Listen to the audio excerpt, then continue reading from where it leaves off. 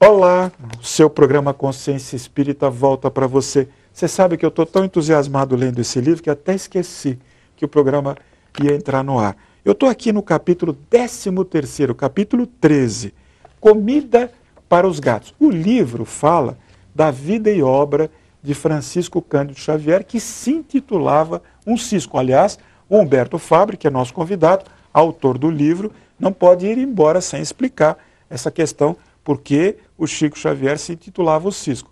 Agora, Humberto, que negócio é esse? Tem tanto gato nesse livro, comida para gato? Essa é uma outra passagem, e por incrível que possa parecer, com a mesma pessoa. De novo? Com a mesma pessoa. Nós estávamos visitando o Chico e era o último dia que nós íamos ficar em Uberaba, porque voltaremos no domingo pela manhã. Então era a reunião do Grupo Espírita da Prece aos sábados. Depois da reunião, é conhecida muito a respeito de que ele se colocava à disposição de 500, 600, 700 pessoas que faziam fila para se despedir dele. Então, ali eram verdadeiros ensinamentos. E, na realidade, sempre que surgia uma oportunidade, havia uma lição. Uma senhora, nós estávamos atrás dessa senhora, e o cidadão da primeira história também. E uma senhora chegou para o Chico e disse: sabe, Chico, eu estou recebendo receitas mediúnicas de comidas para gatos. Mas eu não acredito. Jesus, Maria, José. Nem eu. Bom, aí o Chico disse: não diga, com aquela expressão mineira de surpresa, não diga. Mas sempre conciliador. Sempre tranquilo. E o cidadão que estava conosco, ele declararia mais tarde, ele pensou: que coisa impressionante, né? Tanta gente para ser atendida, o Chico com tanta ocupação, a pessoa vai me falar que recebe receita de comida mediunicamente para gato, é um absurdo. Ele percebeu. Porque ele antenado. Ele captava o pensamento das pessoas num raio, segundo a NASA chegou a descrever, de 20 metros, né, a circunferência da aura. Ele leu o pensamento da pessoa, porque isso foi declarado depois. Aí ele virou-se, olhou bem na direção do cidadão e virou-se para ela e disse assim: não diga, eu tenho tantos gatos, a senhora não quer me dar algumas receitas? Pronto. Ela se empolgou, aí ele já deu papel e lápis, e enquanto ela então escrevia as receitas da comida para os gatos, ele sutilmente olhava na direção do cidadão que havia pensado aquilo. Ao mesmo tempo, a situação se estendia e literalmente havia um ensino ali de paciência para as pessoas, né? Ou seja, compreensão de uma situação que nem poderia ser mediúnico mesmo, né? Como de fato não deveria ser, mas para que se tivesse compreensão, para que se usasse de caridade, para que se tivesse paciência. Em qualquer situação. Né? Numa situação como aquela. E foi muito interessante porque a coisa se estendeu e ele de vez em quando olhava na direção desse nosso colega e estava um pequeno sorrisinho. Não irônico. De jeito nenhum, mas sempre para ensinar. Né? Veja, eu acho que, Humberto, na minha pequeneza, mas eu acho que essas pequenas coisas, essas filigranas, elas é que dão esse corpo de amor a Chico Xavier. Porque ele era amor o tempo todo. Agora, conta para nós essa história do cisco. O que é essa história do cisco? Que, aliás, é o título do seu livro. Sim. É conhecida, mas todas as vezes que havia um incensamento, não é? Ou seja, as pessoas começavam a fazer muitos elogios a ele, ele virava-se para a pessoa, agradecia, sempre foi muito polido, né? Mas dizia: pessoal, eu não sou nada disso. Veja o meu nome, eu me chamo Francisco. Se você tirar o Fran, resta de mim só o Cisco.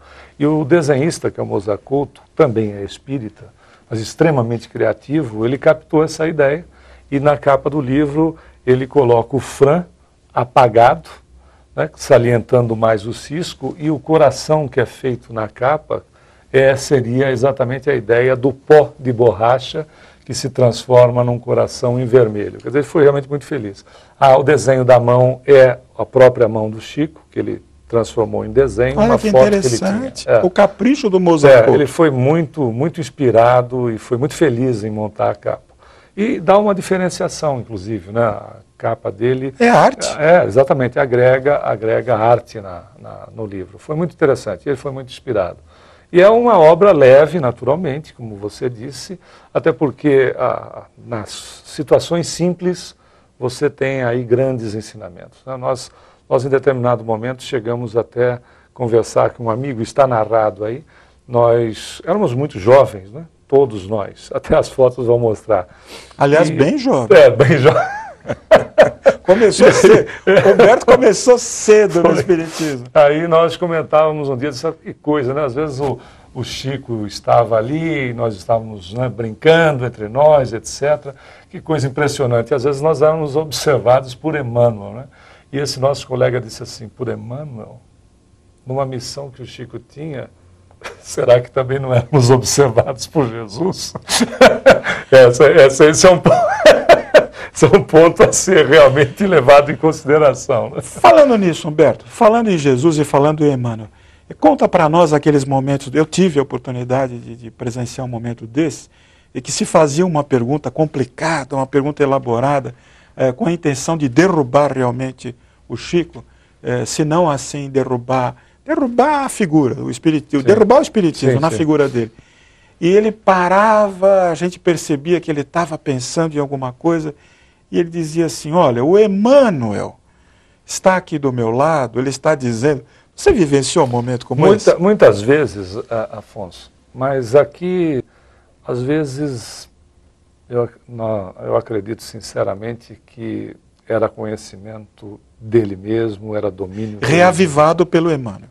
Sim, porque você não sabia que horas o Chico estava falando é verdade. Quando o Emmanuel falava. O pinga-fogo. Aliás, precisa explicar para eles o que é o pinga-fogo. Você explica, você é o entrevistado. Na realidade havia assim uma espécie de fusão, numa resposta onde parte podia ser dele, parte do Emmanuel. Muitas vezes isso, nós pudemos presenciar isso, não só o Emmanuel, como também o Dr. Bezerra, em muitas oportunidades. Porque nós tivemos a oportunidade ainda de encontrar Chico, de vivenciar aqueles momentos onde ele atuava como médium receitista do Dr. Bezerra. Nós ainda tivemos a oportunidade de presenciar esses trabalhos que eram realizados às sextas-feiras. E depois de uns anos, dado o avanço da idade dele, ele acabou cancelando o trabalho de sexta e ficou só aos sábados. A questão do pinga-fogo, para que o amigo telespectador seja esclarecido, era um antigo programa na TV Tupi, que esse que vos fala era criança ainda, da extinta TV Tupi. Um petista ainda. Exatamente. Onde por 2 vezes consecutivas, no ano de 70 e 71, ele foi entrevistado, e era um programa de cerca de duração máxima de 1 hora. Nas 2 oportunidades, ele foi entrevistado por 3 horas seguidas. No segundo, acho que foram 3 horas e meia de programa, dada a audiência, e o programa foi se estendendo. Onde as respostas, de perguntas às vezes extremamente capciosas até, eram dadas por ele, e em determinados momentos era possível observar a questão, esse ponto que você disse.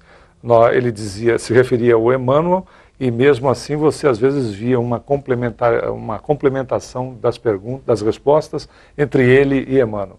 Ele sempre muito divertido, muito feliz, muito alegre, mas extremamente equilibrado e com respostas extremamente aprofundadas dentro dos assuntos. Cisco Cândido Xavier, Edições FEESP. Você está vendo o livro aí na tela? Eu recomendo. Aliás, quem não recomenda um livro que traz tantas alegrias, tantas emoções sobre a vida de alguém que mora no nosso coração? Humberto, o programa está chegando ao final. Dá tempo ainda de você dizer até logo para os amigos de casa. Muito obrigado mais uma vez, Afonso, pelo convite. Aos nossos amigos telespectadores, o nosso muito obrigado. E fazemos o apelo da divulgação. O importante é que nós possamos, com essa obra, alcançar o maior número de corações possíveis e levarmos um pouco mais de esclarecimento dessa doutrina abençoada que é de todos nós. Nosso muito obrigado. Bom, eu vou ficando por aqui. Nosso programa volta na próxima semana com mais novidades. Só falta uma coisa, o autógrafo que o Humberto vai dar aqui para nós no final do programa. Até a próxima semana. Muito obrigado. muita paz, muita alegria, muita felicidade nos seus corações. Até o próximo programa.